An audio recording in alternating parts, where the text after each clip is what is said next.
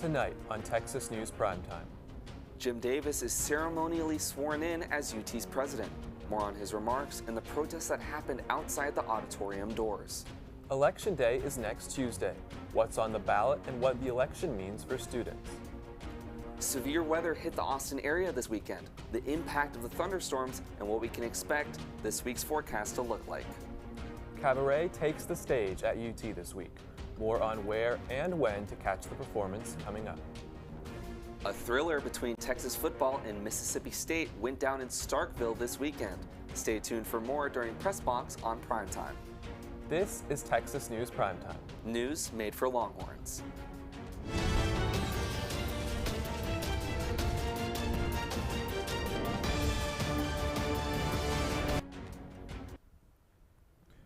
Good evening. For Monday, October 27th, I'm Aneesh Tiwari. And I'm Carll. Thank you for joining us tonight. Jim Davis was inaugurated as UT's 31st president last Wednesday, when he delivered his first State of the University address. But the occasion did not go without controversy. Emmy Adams joins us live with more on the story. Thanks, Aneesh. In his address, Davis announced a new UT Medical Center and Center for Texas History and stated his goals for his presidency. But following the ceremony, over 100 students gathered outside, protesting the event, as well as UT's silence on a compact proposed by President Donald Trump.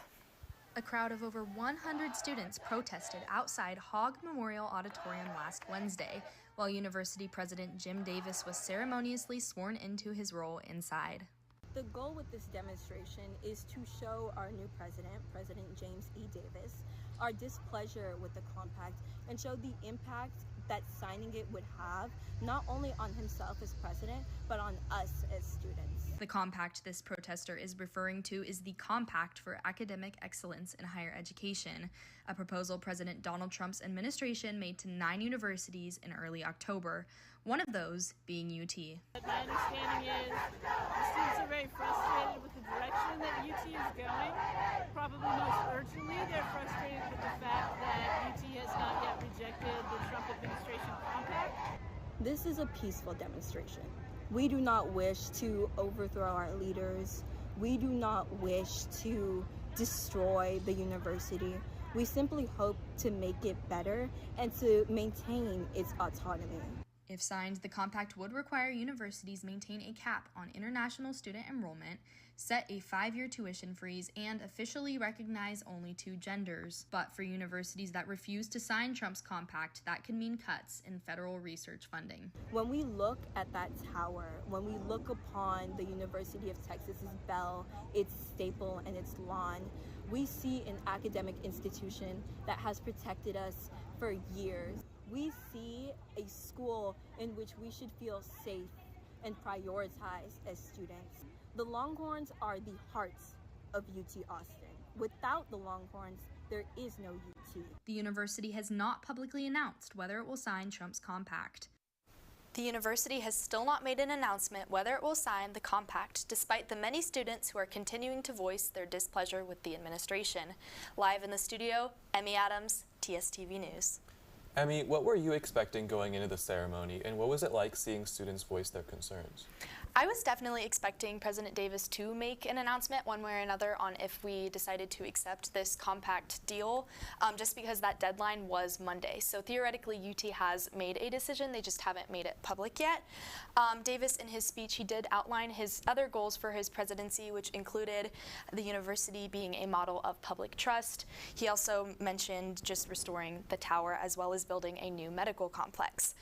Following the ceremony, we did hear shouting outside, and that was when we found the group of students who had organized a protest ahead of time outside of Hogg. And again, they were just voicing their displeasure with UT's lack of transparency regarding the compact. Thank you, Emmy, for bringing us up to date on university affairs. Over the weekend, Austin experienced severe thunderstorms, bringing lots of rain and flooding. The storms that happened on Friday and Saturday brought over 3 inches of rain and caused widespread flooding in the Austin area. While one person was rescued, at least 2 people are dead. One person was found in Lady Bird Lake, and the other was found in Shoal Creek. Both are thought to have been washed downstream during the storms. But despite the damage, the rain did bring needed relief. breaking a 46-day dry spell of no rain in Austin.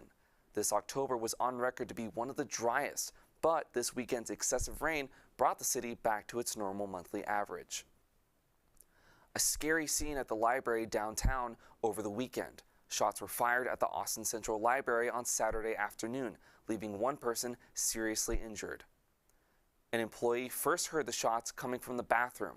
When they went inside, the shooter had already left. The library was evacuated after police arrived and reopened on Sunday. Austin PD eventually arrested the shooter more than an hour later in South Austin. Just today, Austin PD identified the 55-year-old man who was involved in another shooting that same day on a CAP Metro bus.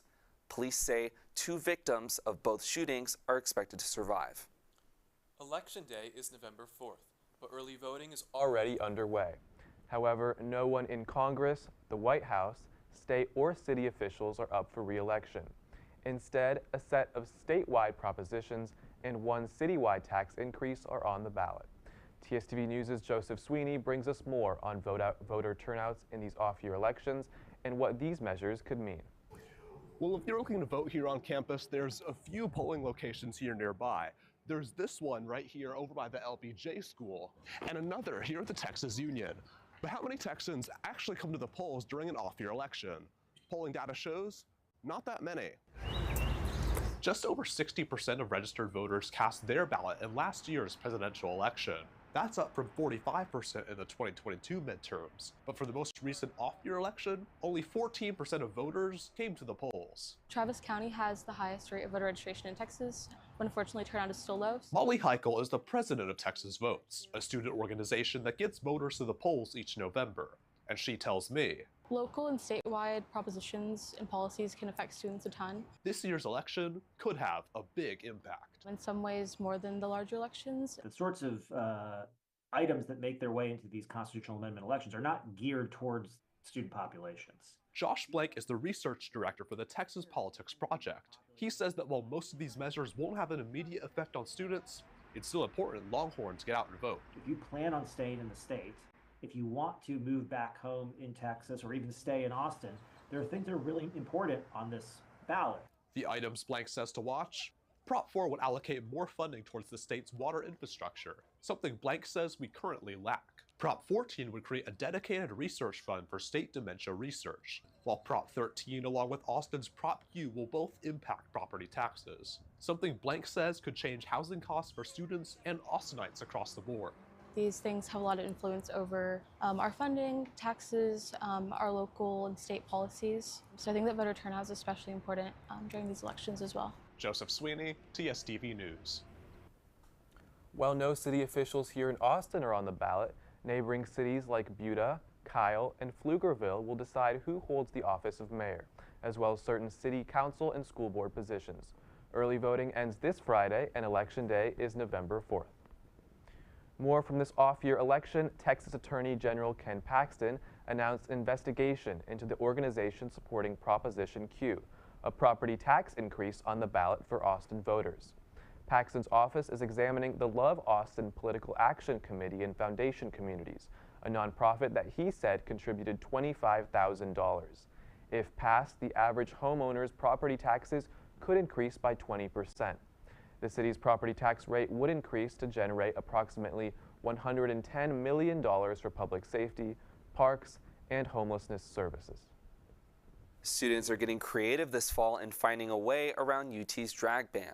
This comes after the UT system announced in March that it would ban drag shows from campus in accordance with President Trump's agenda. In previous years, students have performed a rendition of Rocky Horror Picture Show, which features drag. This year, just in time for Halloween, a group of students will perform a shadow cast rendition of the show that is technically unaffiliated with the university. The show will run for 2 nights, October 30th and November 1st, from 6:30 to 8:30 p.m. at the Pearl Street Co-op. The Austin Animal Shelter is currently facing an overcapacity crisis as stray dogs and cats become more common on Austin streets. The problem comes after the Austin Animal Shelter unveiled a 5-year plan in April, which was supposed to alleviate worsening issues like overcrowding and staff issues as a result of Austin's no-kill policy.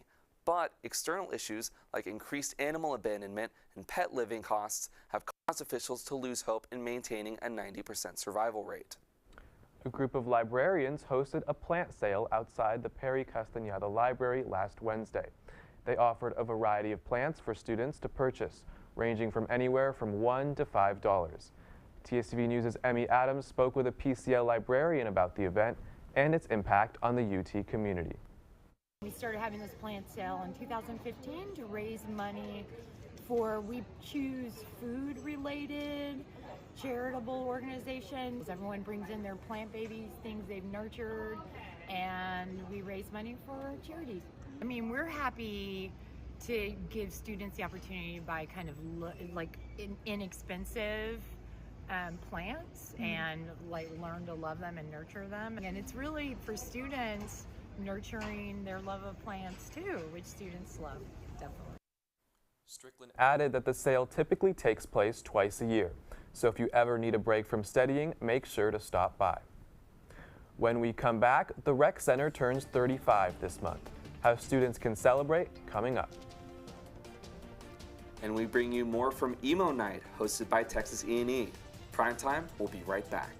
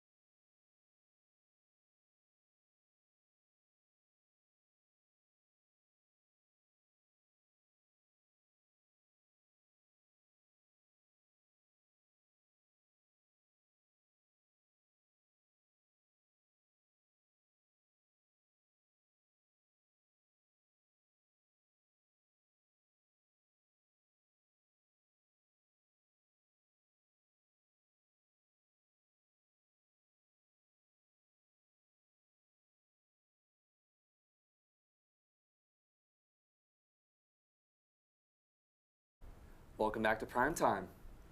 UT has been ranked #2 in the Manhattan Institute City Journal. The Manhattan Institute collected 100 of America's most prestigious universities and developed a methodology that includes 21 categories to judge how the school prepares students for the future.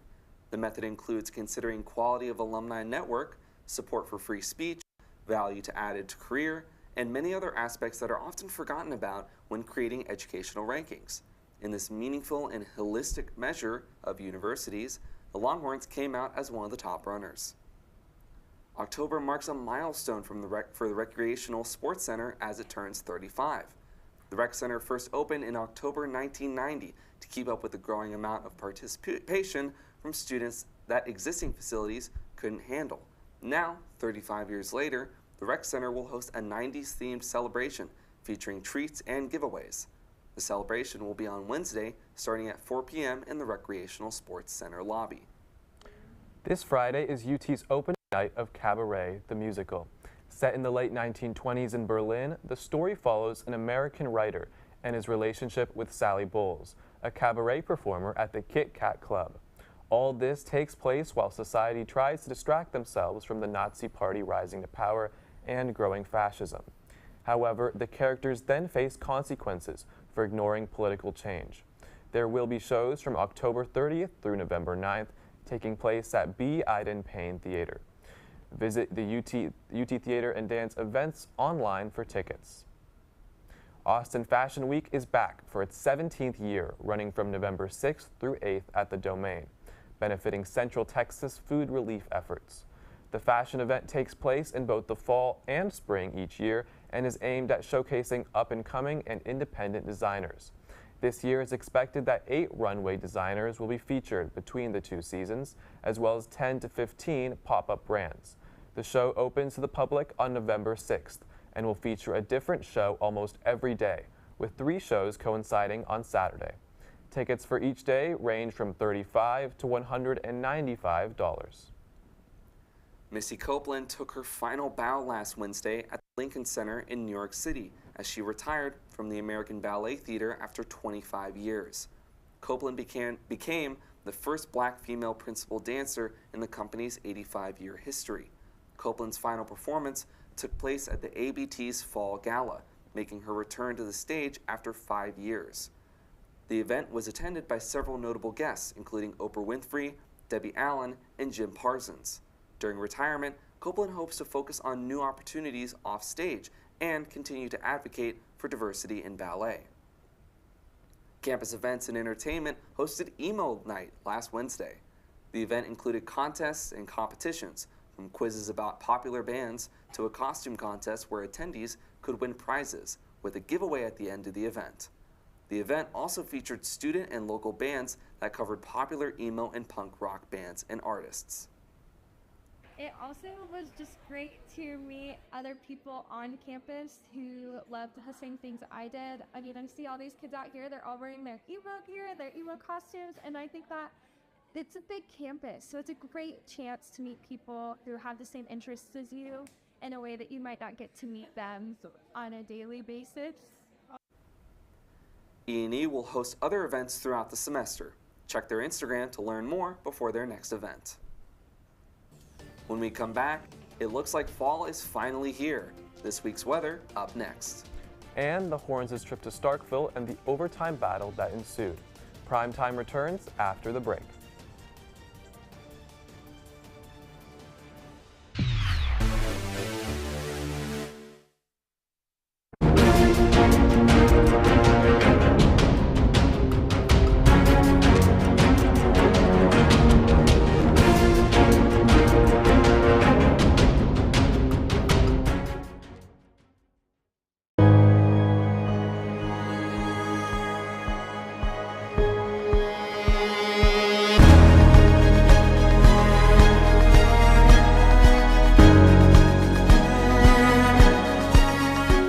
Thirteen of the 48 club sports offered by the university now require students to submit proof of sex assigned at birth. I know deep down they would probably want to stay with the university. No way in hell anybody's going to tell my daughters what to do with their bodies. This state is one of the worst in child education. We can't take it anymore, seeing those scenes. Going to Hillel on Friday night, all my family members kept texting me not to go. There's a huge housing crisis in Austin. Do you have a plan in place to address this issue? Determined to start your day well? We're up bright and early. From the enriching local stories to the weather forecast later in the day. Rain or shine, at Good Morning Longhorns, we got you covered. Comprised of a studious reporting staff going lengths to get that scoop, and a talented technical team to... Welcome back to Primetime. Can we finally expect some cooler fall weather this week? Well, Samantha Beltran is here with all you need to know about this week's weather. How are you doing today, Samantha? I'm great. How are you? I'm doing good. I'm ready to be a little, chillier than usual. Yeah, well, good evening, Austin. We're closing off today with hot, but a bit cooler than usual temperatures in the mid-70s and a bit of wind. As we move into the night, temperatures will gradually drop, with overnight lows settling near 71 degrees. Tomorrow we're looking at another hot day with a high of 85 and a low of 61 as we move into the night. The skies will be clear and sunny till about 5 p.m. Then we'll pick up some winds from there. It's looking like we're transitioning into some cooler fall nights here in Austin.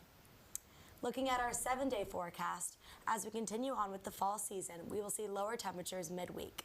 We can expect sunshine most of the week. However, we will experience colder weather from Wednesday through the weekend. Wednesday will be a high of 67 and a low of 52 with winds throughout the day. Thursday is a high of 69 and a low of 47. And Friday with a high of 73 and a low of 46. Saturday will definitely be some nice game day weather with a high of 75 and a low of 51. Sunday will be a high of 77 and a low of 54. And it's looking like next week we'll continue to hit those mid-70s highs with some cooler fall mornings. Thank you, Samantha, for prepping us on Austin weather. When we come back, Texas volleyball keeps their perfect record and defeats Ole Miss. And Megan Thee Stallion releases her first song since announcing her new relationship. Primetime will be right back.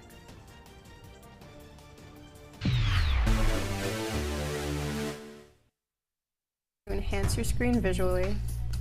As a fellow Longhorn, your mornings are better with us. So start your day the Vivo way. Good morning, Longhorns. Wednesdays at 7 a.m. Central Time on TSTV.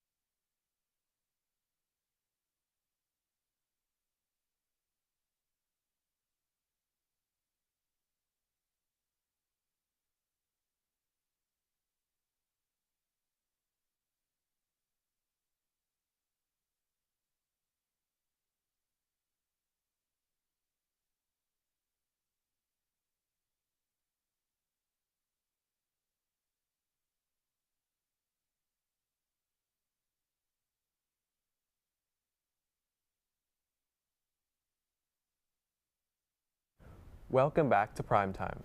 Over the weekend, Megan Thee Stallion released a single all about her new relationship. Audrey Itz is here to talk about what you need to know in music, movies, and more.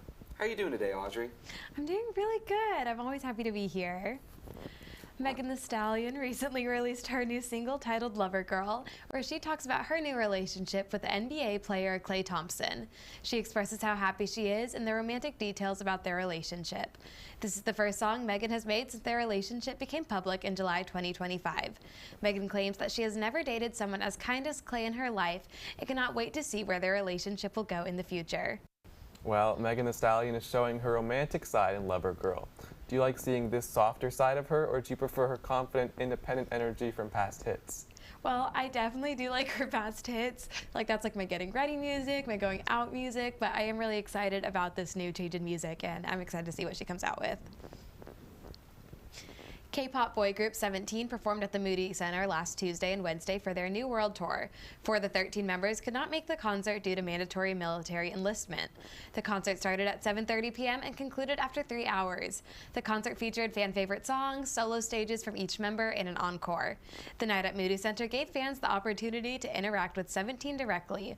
Following the concert, 17 posted on social media thanking Austin for its energy. Riverdale alum Camila Mendez is now engaged to the YouTuber, musician, and popular Vine creator Rudy Mancuso after 3 years of dating. Camila starred in Rudy's 2024 film called Musica. This is an American romantic comedy film in which Mancuso co-starred, directed, and wrote, based partly on his own experiences and love. Fans cannot wait until Camila walks down the aisle and to see their pictures on Instagram of what will certainly be a beautiful wedding. Audrey, if you could crash any celebrity wedding, whose would it be?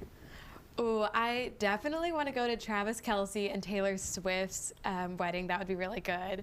And if Justin Trudeau and Katy Perry get engaged, I will be there. I'm going to find a way. I feel like that would be so interesting. Lots of fun. Probably lots of maple syrup at that wedding. Yes. Well, thank you, Audrey, for bringing us up to date on all things entertainment. And that's your Monday briefing. For more before our next show, be sure to follow Texas News Primetime on social media. And check out our website at tscvnews.com. Signing off, I'm Aneesh Tiwari. And I'm Elijah Carll. From all of us at TSCV News, thank you for watching. Now go out and change your world.